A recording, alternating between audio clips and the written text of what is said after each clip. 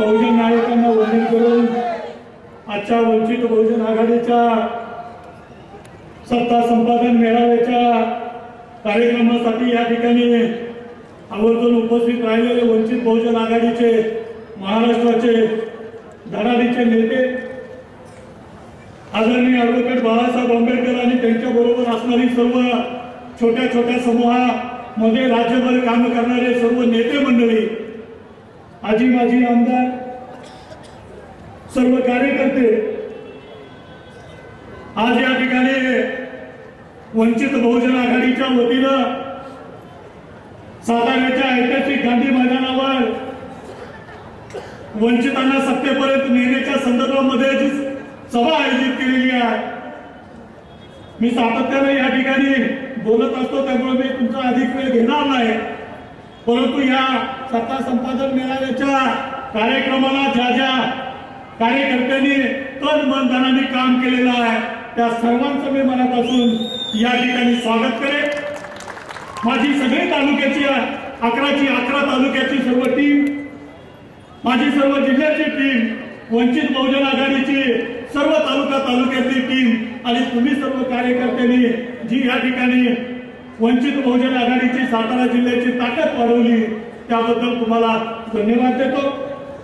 आणि या ठिकाणी सातारकरांना विनंती करणार आहे की वंचित बहुजन आघाडी ही सर्वसामान्य माणसाला आत्मसन्मानाने उभी करणारी ही वंचित बहुजन आघाडी आहे। ज्या महामानवानं तुम्हाला मताचा अधिकार हा फक्त कुणाला तरी निवडून देण्यासाठी दिलेला नाही, तो मताचा अधिकार वापरून तुम्हाला सुद्धा या देशाचा राजा बनवता येईल या उद्देशाने बाबासाहेब आंबेडकरांनी तुम्हाला मताचा अधिकार दिलेला आहे। आणि तो मताचा अधिकार उद्याच्या 19च्या निवडणुकीमध्ये तुम्हाला तुमचा स्वाभिमान टिकवण्यासाठी, तुम्हाला तुमचा माणूसपण टिकवण्यासाठी, तुम्हाला अन्न, वस्त्र, निवारा, शिक्षण, आरोग्य हे जर तुम्हाला मिळवायचं असेल तर वंचित बहुजन आघाडीचं सरकार या देशामध्ये आणि राज्यामध्ये बाळासाहेब आंबेडकरांच्या नेतृत्वाखाली आणल्याशिवाय ते आपल्याला मिळणार नाही याची जाणीव आपण सगळ्यांनी ठेवून ॲडव्होकेट बाळासाहेब आंबेडकरांच्या नेतृत्वाखाली सरकार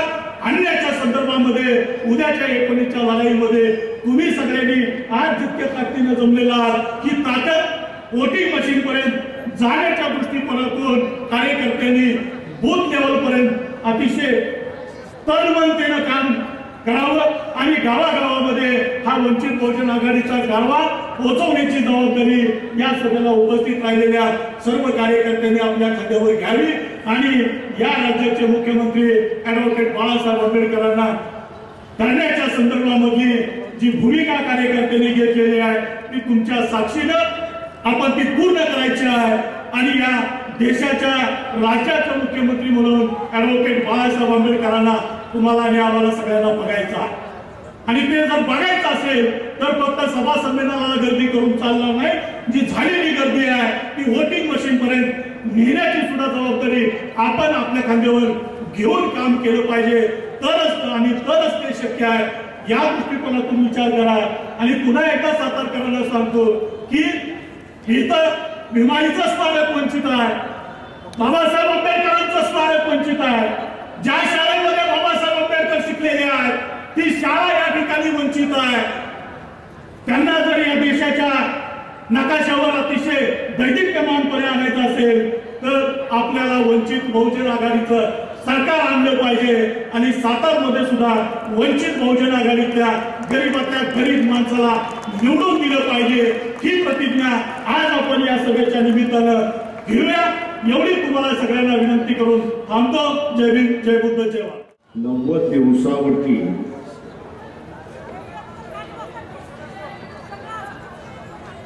लोकसभेच्या निवडणुका येऊन ठेपल्या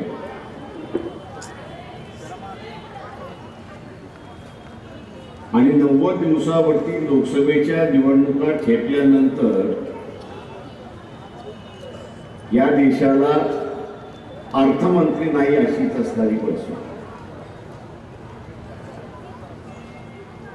अर्थमंत्री अमेरिकेमध्ये आजारी आहेत, त्यांनी बरं व्हावं, देशाची त्यांनी पुन्हा सेवा करावी पण त्यांच्या आजारपणामध्ये हे खातं बघणार कोण?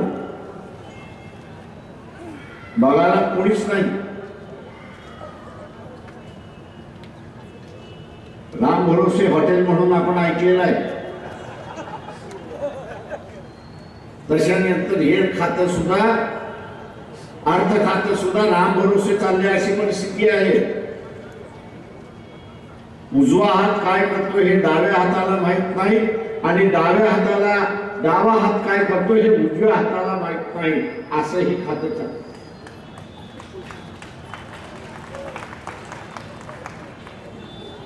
आणि या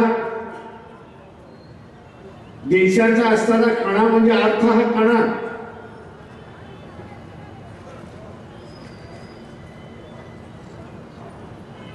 मागच्या ऑक्टोबर-नोव्हेंबर महिन्यामध्ये शेतकऱ्यांना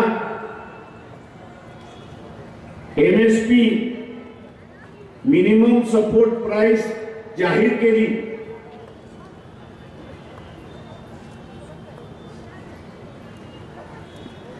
हमी भाव जाहीर झाला. अनेकांना असं वाटलं की आता शेतकऱ्यांची परिस्थिती बदलेल, पण शेतकऱ्यांची परिस्थिती बदललीच नाही. नुसता भाव जाहीर करून उपयोग नाही, नुसता भाव जाहीर करून उपयोग नाही, तर इथे व्यवस्था केली पाहिजे की जाहीर झालेल्या भावामध्ये शेतकऱ्याचा माल विकत घेतला जाईल याची व्यवस्था त्या ठिकाणी केली पाहिजे.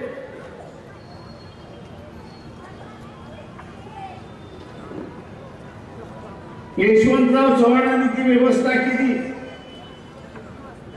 बाजार समित्या उभ्या केल्या. पर्याय मार्केट आपण म्हणतो, पर्याय बाजारपेठ आपण म्हणतो, अशी पर्याय बाजारपेठ उभी केली. या पेठेवरती पुन्हा व्यापाऱ्यांचा कब्जा होऊ नये म्हणून व्यापाऱ्यांचा फक्त एकच प्रतिनिधी म्हणून जाईल. उरलेले प्रतिनिधी वेगवेगळ्या संस्थेतून जातील अशी व्यवस्था केली. सहकारी संस्थांमधून जातील, ग्रामपंचायतीमधून जातील. हेतू हा होता की हे जे पर्याय बाजारपेठ उभं राहिले,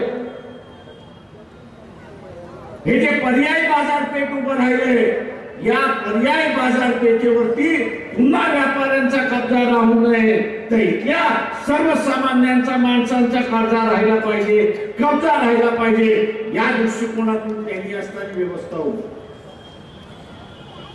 पण आज हीच पर्यायी बाजारपेठ व्यापाऱ्यांबरोबर हात मिळवणी करून या देशाच्या शेतकऱ्यांना लुटायचं काम चाललंय. अशी असणारी परिस्थिती,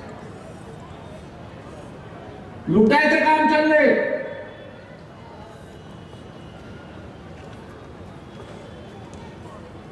आणि म्हणून हमी भाव दिल्यानंतर सुद्धा देशामध्ये कुठेही हमी भावामध्ये खरेदी केल्या जात नाही. खरेदी ज्याच ठिकाणी केला जातोय त्या ठिकाणी सरकारी यंत्रणा खरेदी करते. तिथेच सरकारी यंत्रणा सगळ्याच ठिकाणी बाजारपेठेमध्ये उतरू शकत नाही. म्हणून पर्यायी बाजारपेठ उभी केली. कारण का, तर पर्यायी बाजारपेठेने हमी भावापेक्षा भाव खाली पडला तर बाजारामध्ये हस्तक्षेप केला पाहिजे. शेतकऱ्याचा भाव हमी भावामध्ये घेतला पाहिजे. बाजार समितीवरती हे बंधन होतं, पण ते आज आपल्याला या ठिकाणी दिसत.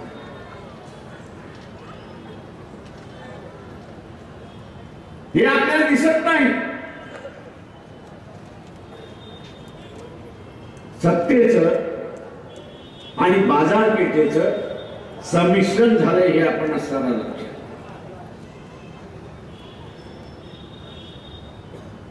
यशवंतराव चव्हाणांनी हे बघितलं की जो कोणी बाजार समितीमध्ये निवडून येईल तो इथला आमदार होणार नाही, तो इथला खासदार होणार, तो इथला आमदारही होणार नाही, तिथला खासदारही होणार नाही. त्यांनी फक्त बाजार समिती सांभाळा.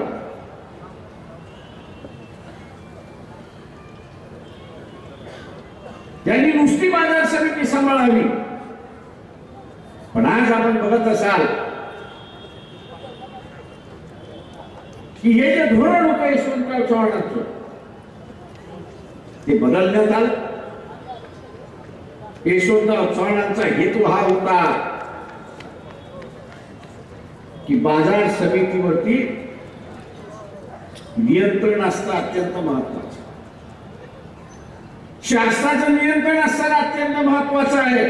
बाजार समितीचा डायरेक्टर आणि चेअरमन आमदार झाला तर कसलं नियंत्रण राहणार?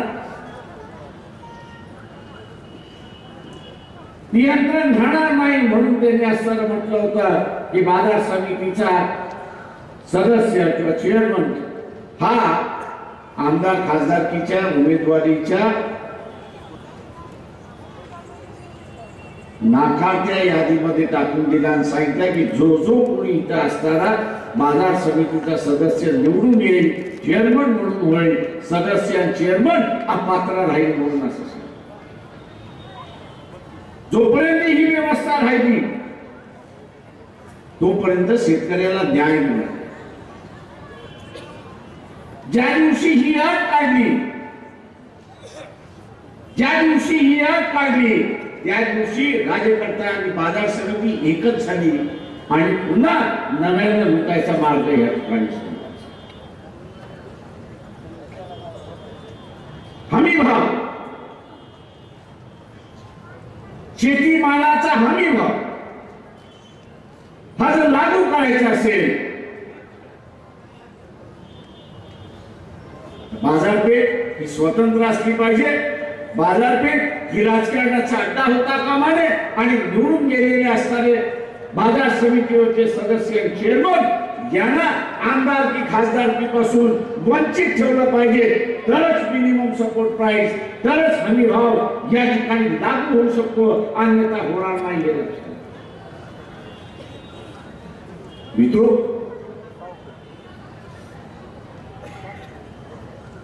एखाद्याच्या हातामध्ये सगळीच सत्ता एकदम इथं काय होणार?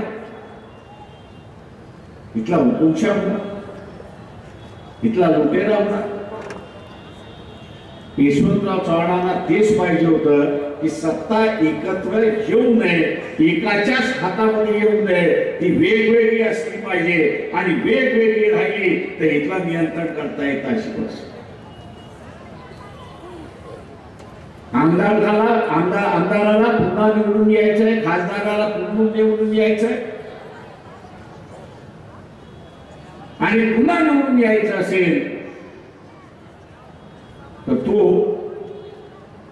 शेतीमालातला हमी भाव हा लागू होईल म्हणून त्या चेअरमॅनकडे उपोषणाला. चेअरमन जर आमदार आणि खासदार झाला तर त्याच्यापुढे उपोषणाला कोण बसत? आणि म्हणून यशवंतरावांची जुनी व्यवस्था शेतकऱ्यांच्या उद्धारासाठी व्यापाऱ्यांमार्फत जी लूट झाली, मी असं म्हणा लूटही शब्द चुकला. त्या व्यापाऱ्याला सुद्धा परदेशातून येणारा माल कितीला येतोय हे पाहावं लागतं आणि तो हमी भावापेक्षा कमी असेल तर तो असताना म्हणतो नुकसान करून मी आपला व्यवहार टाकतो, मग तोही भाव पडतो. शेतकऱ्याची एक समस्या नाही, ती आता गुंतवणूक झाली, गुंतागुंती झाली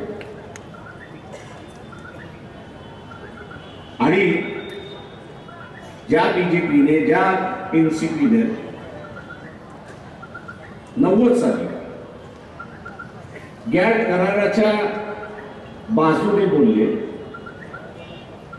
गॅट करार झाला पाहिजे म्हणून बोलले. आज त्यांना तुम्ही असताना विचारा की बाबा आमची बाजारपेठ गेली कुठे. आम्ही त्यावेळेस सांगत होतो जगातली लोकसंख्या कमी होते, जगातली लोकसंख्या कमी होते, त्यांच्याकडे अन्नधान्य पिकते. लोकसंख्या कमी होत असल्यामुळे खाणारी तोंड कमी आहेत, खाणारी तोंड कमी आहेत म्हणून पिकवलेलं 10% खाल्ल्या जात आहे, 90% शिल्लक. 10% खाल्ल्या जात आहे, 90% शिल्लक राहत आहे. या 90%चं करायचं, त्यांना फेकून द्यावं, त्यांना त्याचा मोबदला मिळत नव्हता. पण या देशामध्ये ती परिस्थिती नाही, भारतामध्ये ती परिस्थिती नाही. भारताची लोकसंख्या दरवर्षी वाढते आणि दरवर्षी वाढत असल्यामुळे जेवढं काही पिकवलं जात आहे तेवढं खाल्लं जाते अशी असणारी परिस्थिती. भारतामध्ये जेवढं काही पिकवलं जात आहे तेवढं खाल्लं जाते अशी असणारी परिस्थिती. जोपर्यंत या देशाची बाजारपेठ,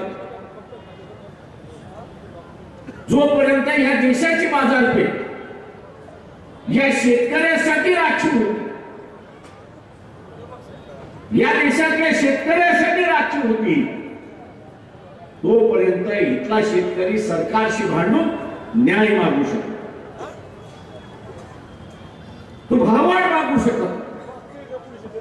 पण गॅट करारनामा झाल्यानंतर, गॅट करारनामा झाल्यानंतर या देशातली बाजारपेठ इथल्या शेतकऱ्यासाठी राखीव राहिली नाही. गॅट करारनामा झाल्यानंतर या देशातली बाजारपेठ शेतकऱ्यासाठी राखीव झाली नाही, तर ती जगाच्या शेतकऱ्यासाठी खुली झाली. ती जगाच्या शेतकऱ्यासाठी खुली झाली आणि जगाच्या शेतकऱ्यासाठी खुली झाल्यानंतर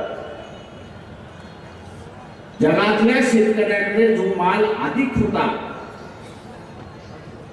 जगाच्या शेतकऱ्याकडे जो माल अधिक होता त्याला त्याची काही किंमत मिळत नव्हती. ज्याला काही किंमत मिळत नव्हती तो अर्ध्या भावामध्ये इथे येऊन विकतो, तो भारतामध्ये विकतो आणि तो भारतामध्ये विकायला लागल्यानंतर इथला व्यापारी म्हणतो जगाच्या शेतकरी एवढ्या भावामध्ये मला देतोय तर भारताच्या शेतकऱ्याने सुद्धा मला तेवढ्याच भावामध्ये दिली. इथला मग शेतकरी असं म्हणतो, इथला शेतकरी असं मग म्हणतो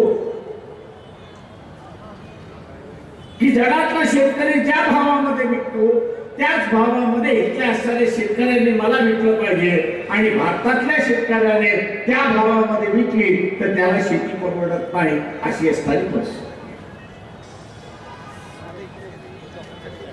इथल्या राजकारण्याला आपण विचारलं पाहिजे,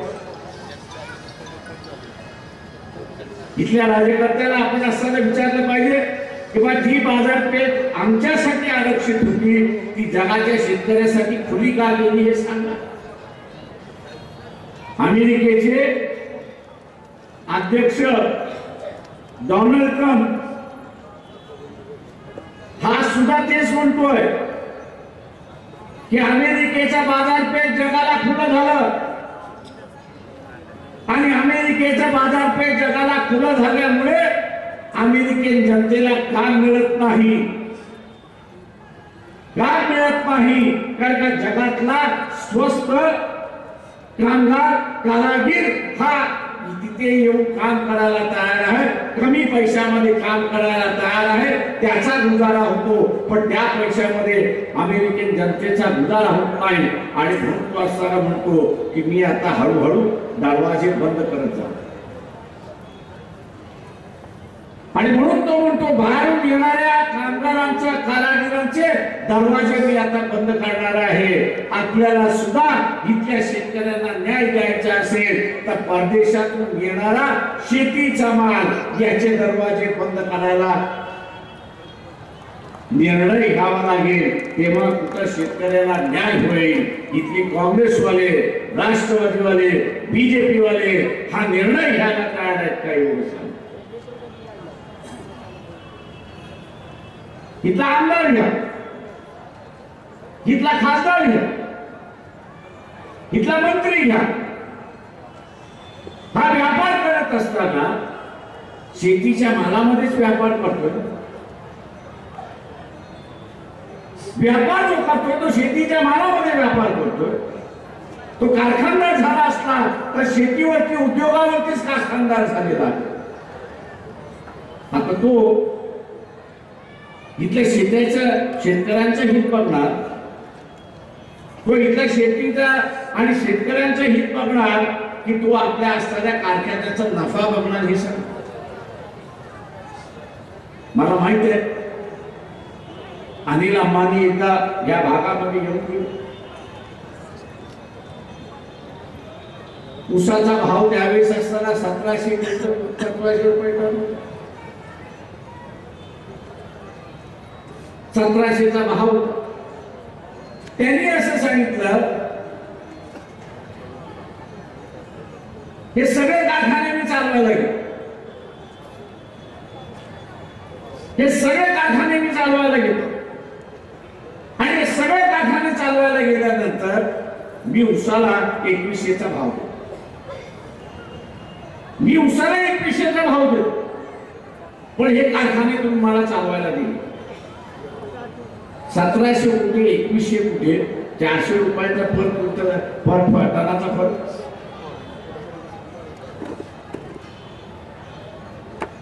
आज देशामध्ये शेतकऱ्यांची लूट आहे हे नवीन नाही. या शेतकऱ्यांच्या लुटीच्या संदर्भात महात्मा फुलेने शेतकऱ्यांचा आसूड म्हणून त्या ठिकाणी असताना दिलं. आज त्याला 150 वर्ष व्हायला. डॉक्टर बाबासाहेब आंबेडकरांनी इथे असताना स्मॉल होल्डिंग्स इन इंडिया असं असताना निबंध लिहिला, त्यालाही हे 100वे वर्ष. आणि त्याही याच्यामध्ये शेतकऱ्यांच्या समस्या व्यथा मांडण्यात आल्या. जे 150 वर्षात मांडण्यात आल्या ते 100 वर्षात मांडण्यात आला. त्याच आम्ही आजही बोलतो, मार्ग त्याच्यावरती काढलेला. या महाराष्ट्रामध्ये एकच व्यक्ती मी जसं म्हणालो, यशवंतराव चव्हाण, की ज्यांनी याच्यावरती मार्ग काढण्याचा प्रयत्न सुरुवात केला, पण ते पूर्णत्वाला घेऊन गेले नाही. हा काढलेला मार्ग आपण सत्ता जर दिली तर आम्ही पूर्णत्वाला घेऊन झाल्याशिवाय राहणार नाही. हे आपण वंचितांना सत्ता निश्चितपणे पाहिजे. वंचितांना सत्ता निश्चितपणे पाहिजे, पण वंचितांना सत्ता कशासाठी पाहिजे तर इथल्या सर्वसामान्य माणसाला न्याय देण्यासाठी पाहिजे. हे आपण लक्षात झाले. या सगळ्या मुख्यमंत्र्यांना विचारा, तुमचे हात कोणी मागले?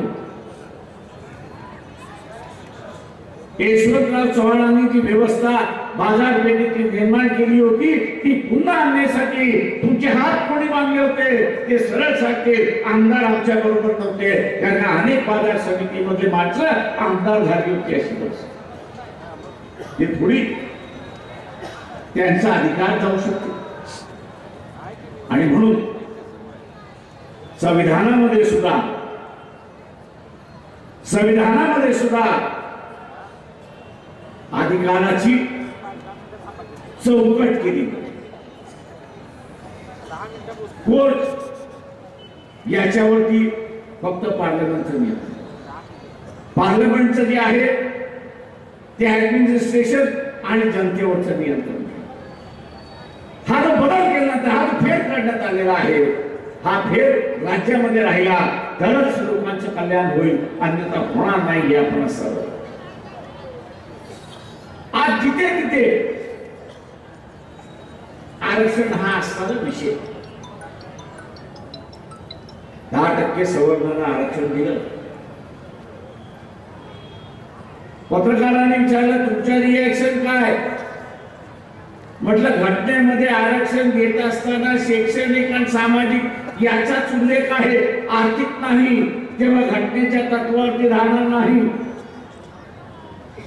एकदा मला असणारा पत्रकार विचारतोय सवर्णांना दिलं तर तुमच्या पोटात दुखते. म्हटलं माझ्या पोटात दुखत नाही, माझ्या पोटात दुखत नाही, पण दुर्दैवाने या देशामधली असणारी वैचारिक बँक्रप्सी ज्याला आपण म्हणतो, वैचारिक दिवाळखोरी आपण ज्याला म्हणतो, दुर्दैवाने ही वैचारिक दिवाळखोरी समोर आलेली आहे. हे का तुम्ही लक्षात घ्या. आरक्षण हा काही विकासाचं साधन, आरक्षण हे विकासाचं साधन नाही. तर आरक्षण हे एक आश्वासन आहे की या अगोदर जी कुठली व्यवस्था होते त्या व्यवस्थेमध्ये आपल्याला स्थान, या व्यवस्थेमध्ये आपल्याला स्थान नव्हतं. आरक्षणाच्या माध्यमातून आम्ही हमी देतोय की आपलं स्थान निश्चितपणे त्या ठिकाणी केलं, निश्चितपणे आपलं स्थान राहील. 10% ज्यांना आरक्षण देण्यात आलेलं आहे त्यांचं राज्यच होतं, त्यांचं राज्यच होतं. सवर्णांच्या नावाने दिलेलं 10% आरक्षण हे आर्थिक कुणाचा फायदा आहे. मला जर कोण विचारतं तर मी असताना म्हणतो हा मुसलमानांचा फायदा आहे. 10%तला लाभार्थी अगर कोण होणार असेल तर मुसलमानाशिवाय दुसरा कोणच नाही. 1000 स्क्वेअर फुटाच्या आतमध्ये ब्राह्मण समाजातल्या कुठल्या व्यक्तीचं घर आहे का? माझ्या तरी पाहण्यात आलेलं नाही, माझ्या तरी पाहण्यात आलेलं नाही. ज्याचं उत्पन्न 8 लाखाच्या आतमध्ये आहे असाही मला अजून एकही ब्राह्मण मिळालेला नाही. मग 1000च्या आतमध्ये स्क्वेअर फुटामधलं घर कोणाला, तर ज्याच्या लहानातलं घर त्याला पहिल्यांदा प्रेफरन्स मिळेल. मुसलमान हा 10/10 मध्ये राहतो, अर्धा मुस्लिम समाज हा 10/10 मध्ये राहतो, अर्धा भटक्या विमुक्त बिना घरामध्ये राहतो. अशी परिस्थिती आहे. वर्षाचं उत्पन्न हे 10 लाख 8 लाखाच्या आतमध्ये मुसलमानाचं असतं, भटक्यांचं असतं. इथलं सरकार सवर्णाच्या नावाने म्हणत असलं तरी खरा फायदा इथल्या भटक्यांच्या मुसलमानांचा झाला. अशी असणारी परिस्थिती, ही अशी परिस्थिती आहे. त्याच्यामुळे दिवाळखोरीचं सरकार आहे, वैचारिक दिवाळखोरी आहे. काय करावं काय करू नये याचं त्यांना समजत नाही. अशी असणारी परिस्थिती आहे. काळा पैसा याला पांढरा कसा करा, काळा पैसा याला टॅक्सेबल कसा करावा, किंवा इथला येणारे टेररिस्ट अटॅक याला थांबवावं कसं, यांच्याकडे आराखडाच नाही. तो सरसकट उठतो आणि नोटाबंदी करून मोकळा. नोटाबंदी झाल्यानंतर सुद्धा साताऱ्यातलं हवाला मार्केट बंद झालं का? साताऱ्यातलं जर हवाला मार्केट बंद झालं नसेल तर म्हणजे काळा पैसा आहे, म्हणजे नॉन टॅक्सेबल पैसा आहे. मग नोटा बदलून झालं काय? या सरकारने या देशाची लूट केली,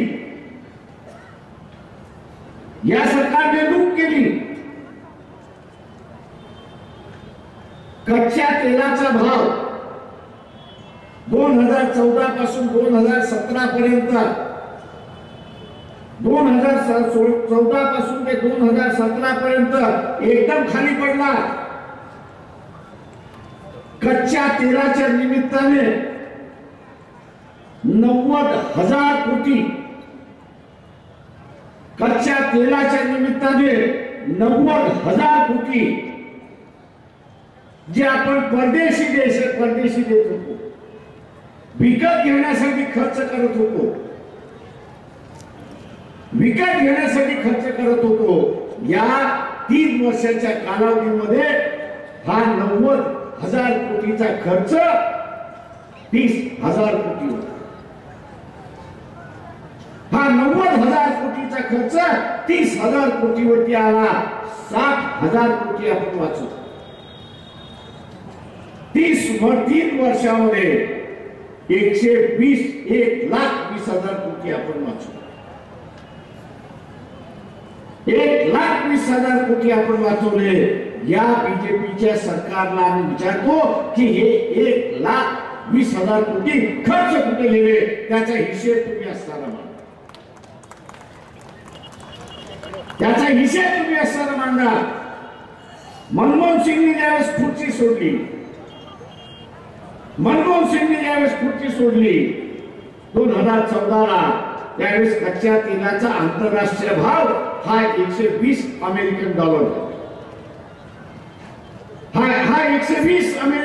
होता। मोदी सरकारने सत्ता गेल्यानंतर आणि जगामध्ये उलाढाली झाल्यानंतर याच कच्च्या तेलाचा भाव $30 पर्यंत 3 वर्षाच्या कालावधीमध्ये तो $30 ते $45 मध्ये राहिला। आता तो वाढला आणि पुन्हा खाली आला। हा जो निधी गेला कुठे?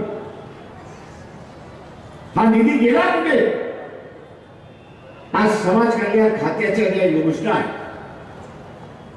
स्कॉलरशिपची योजना आहे, SC साठी असेल, ST साठी असेल, 2 वर्ष झालं त्यांना अजून स्कॉलरशिप मिळाली। विधवांच्या संदर्भातला आपण असर बघितलं, वृद्ध महिलांच्या संदर्भातला आपण बघितलं, त्यांचं अनुदान अजून मिळालेलं नाही अशी परिस्थिती। तर या लुटारूंच्या सरकारने तेलामधला वाचलेला जो निधी आहे तो तर खाल्ला, पण त्याच्याच बरोबर रिझर्व्ह बँकेचा सुद्धा फंड खायला निघाले होते हे आपण लक्षात। रिझर्व्ह बँकेचा फंड सुद्धा खायला निघाले। या देशातला बुद्धिजीवी, या देशातला जाणकार यांनी आवाज उठवला, विरोध केला आणि सांगितलं की रिझर्व्ह बँकेच्या गंगाजळीला कृपा करून हात लावू नका। कृपा करून रिझर्व्ह बँकेच्या गंगाजळीला हात लावू नका। काका, रिझर्व्ह बँकेची गंगाजळ ही सामान्य माणसाची, रिझर्व्ह बँकेची गंगाजळ ही सामान्य माणसाची आहे आणि ती याच्यासाठी आहे की एखादी बँक डुबली,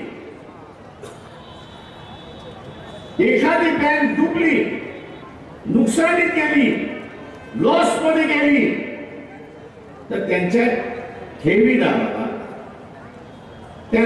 ठेवीदाराला या गंगाजळीतून पैसा देण्यासाठी आहे आणि सर्वसामान्य माणसांचा असताना तो अधिकार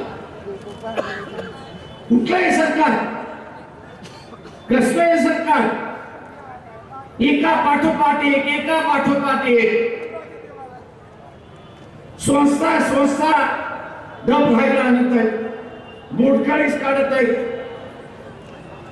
सुप्रीम कोर्ट मोडकळीस काढायला निघालं। जज आता असताना जज नेमतो, पण नवीन बिल काढलं की जज नेमणार नाही, तर हे सरकार जज नेमेल कशासाठी बाबा?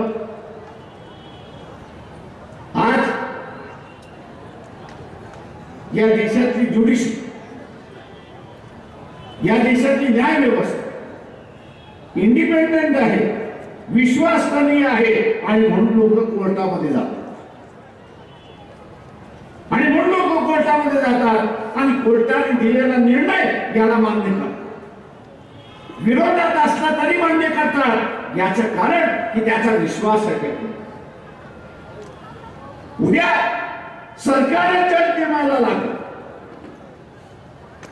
उद्या सरकारने जज नेमायला लागलं तर या चोराच्या उलट्या बोंबा, म्हणजे चोरांनी चोरी करायची आणि जजच्या मार्फत आपलाच माणूस नाही नाही यांनी चोरी केली नाही म्हणून सांगायचं।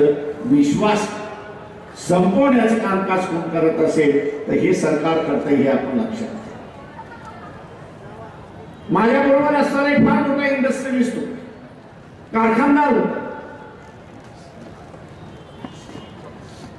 तो असं म्हणाला की मी आज अब्जोपती आहे, याच्याबद्दल दुमत नाही,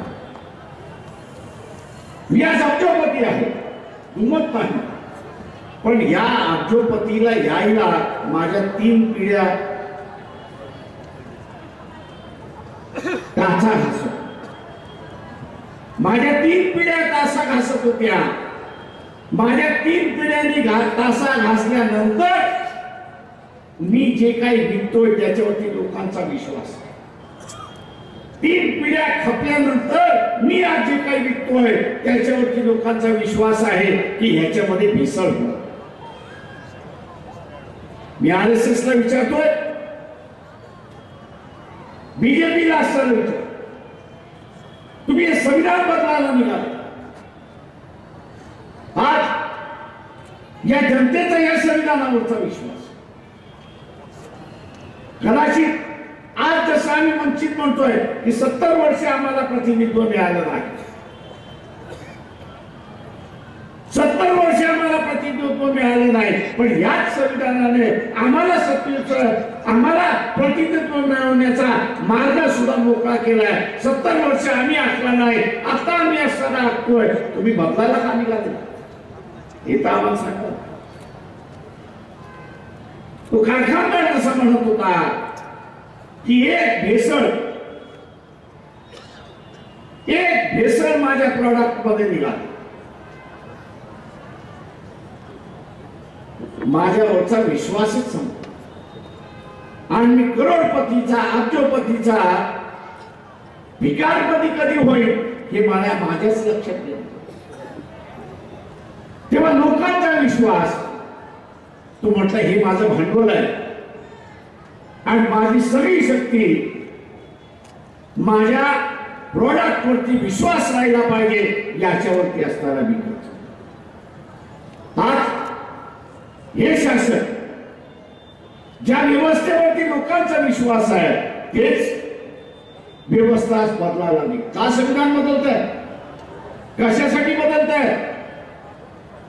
मला एक RSS वाला म्हणाला, प्रकाशराव 150 वर्षापूर्वी महात्मा गांधींनी आणि त्याच्या अगोदर महात्मा ज्योतिबा फुलेंनी शिक्षणाची दारं मोकळी करून लोकांना जनजागृती केली आणि त्याच्यामुळे आमचं वर्चस्व संपलं आणि बाबासाहेबांनी संविधान लिहून ते पूर्ण संपवलं।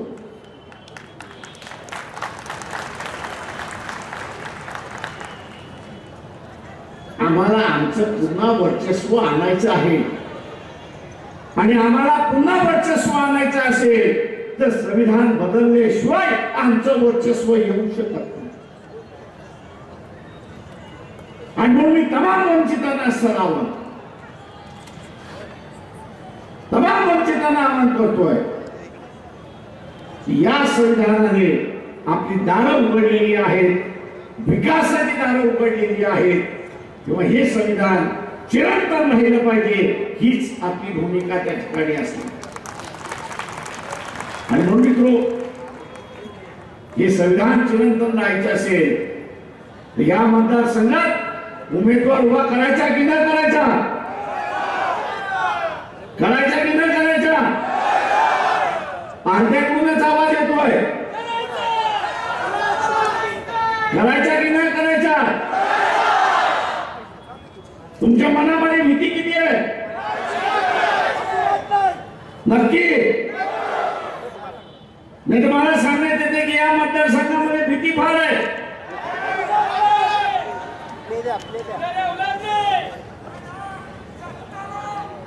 उमेदवार कोणी असला तरी मतदान करणार,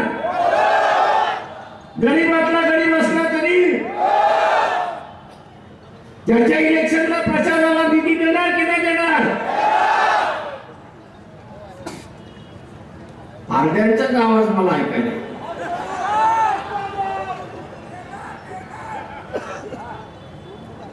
आणि म्हणून मित्रो की उद्याचं संविधान खऱ्या अर्थाने विकासाचा आराखडा आपल्याला तयार करायचा. आज जे वैचारिक दिवाळखोरीचं सरकार बसलेलं आहे त्याच्यापासून मुक्तता करायची असते. एका नव्या सोशल अजेंड्याची गरज आहे. ही आपण आज नव्या सोशल अजेंड्याची गरज आहे आणि नवा सोशल अजेंडा करायचा असेल तर या देशामधला जो बुद्धिजीवी आहे, विद्यार्थ्यांमधला जो हुशार आहे, मग त्याची जात कुठली असो, या देशामधला विद्यार्थी जो आहे, हुशार आहे, बुद्धिमान आहे, त्याची जात कुठली असो, या नव्या व्यवस्थेमध्ये त्याला पाहिजे तशी आणि त्याच्या अपेक्षेप्रमाणे त्याला संधी मिळाली पाहिजे. ही व्यवस्था आपण करू शकलो तर नव्या मार्गाने आपण पुढे जाऊ शकतो. आज जागा 100, आज जागा 100 आणि मागणी 500ची. जागा 100 मागणी 500ची. 100च बनणार 400 रुपये. वंचित सत्ता कशासाठी मागतो? वंचित समूह सत्ता कशासाठी मागतोय? वंचित समूह सत्ता ह्याच्यासाठी मागतोय की हा जो 400 शिल्लक राहिलेला आहे, या 400 शिल्लकाच्या हाताला आणि शिक्षणाचं काम मिळालं पाहिजे, यासाठी आम्ही असताना सत्ता करतो.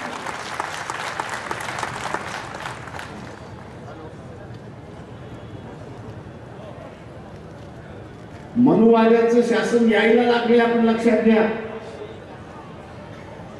7वं वेतन आयोग आलं. या 7व्या वेतन आयोगामध्ये चतुर्थ श्रेणी राहणार नाही म्हणून सांगितलं.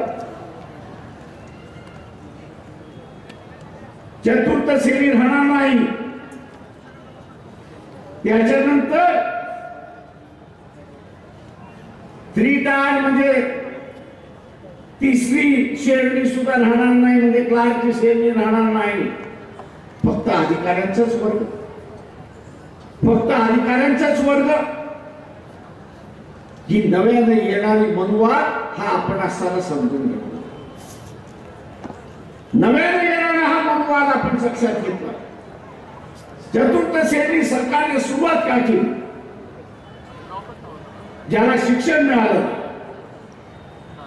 त्यालाही जगवलं पाहिजे आणि ज्याला शिक्षण मिळालं त्यालाही जगवलं. आज आपण बघत असाल की सरकार धोरण बदलतंय. मग ते काँग्रेस असो, एनसीपी असो, बीजेपी असो किंवा शिवसेना असो, यांचं एकच धोरण आहे आणि ते म्हणजे जो शिकला त्यालाच बघा, जो शिकला नाही त्याला अजून खड्ड्यामध्ये. जो शिकला त्याचंच बघा, जो शिकला नाही त्याला खड्ड्यामध्ये टाका. आणि म्हणून चतुर्थ श्रेणी संपवायला. मित्रो,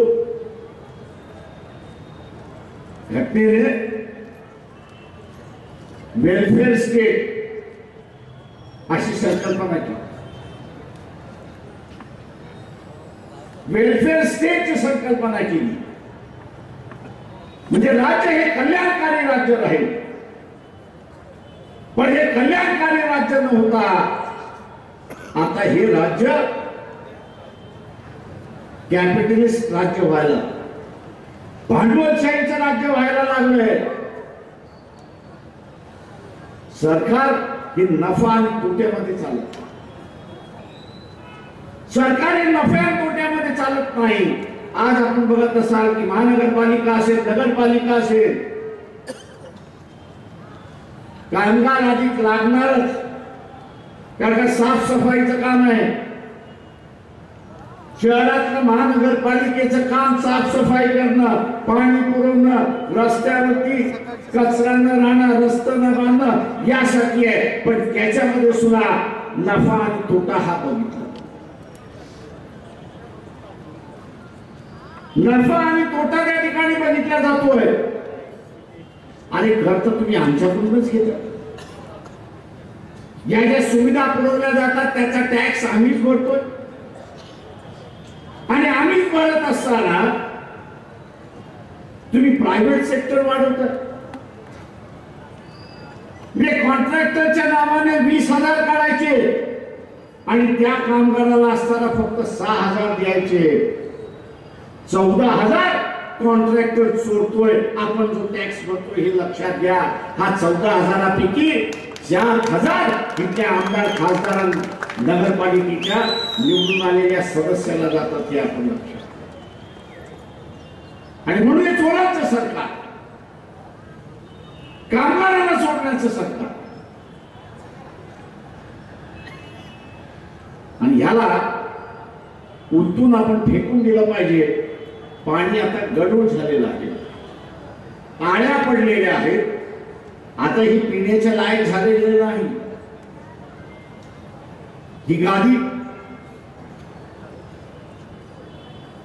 एक परिवर्तनाची का, साताऱ्याची गादी परिवर्तनाची का, पुरोगामीची गादी.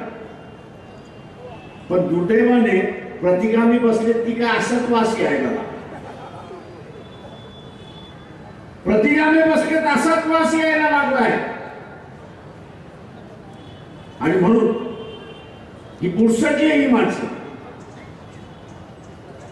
चोरल्यानी माणसं ती आहे. पाणी गढूळ झालं की ते आपण फेकून घेतो, ते भांड साफ करतो आणि नवं पाणी आपण भरतो. नवं पाणी आपण भरतो कारण नवं पाणी पिता तरी येतं, गढूळ पाणी पिता येत नाही अशी परिस्थिती. वंचित बहुजन आघाडी सुद्धा हे गढूळ पाणी फेकायला निघालेली आहे. वंचित बहुजन आघाडी सुद्धा हे गढूळ पाणी फेकायला निघालेली आहे. ते भांड साफ करायला निघालेली आहे. आणि नवीन चेहऱ्याची, नवीन उमेदीची माणसं ही आपल्याला द्यायला निघालेली आहेत. त्यांना आपण स्वीकारा हे आवाहन करून ही आपली सगळ्यांची रजा घेतो. जय भीम, जय भारत, जय मल्हार.